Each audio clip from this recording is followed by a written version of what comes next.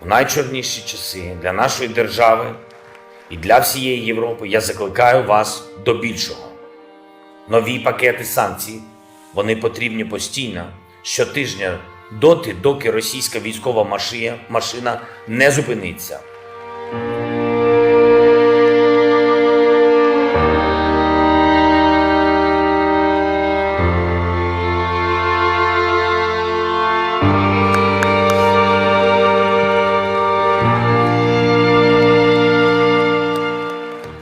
Я маю мрію.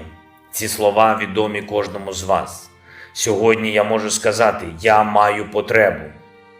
Потребу у захисті нашого неба, потребу у вашому рішенні, у вашій допомозі. І це означатиме рівно те саме, що відчуваєте ви, коли чуєте «I have a dream». Хіба це велике прохання створити над Україною безпольотну зону?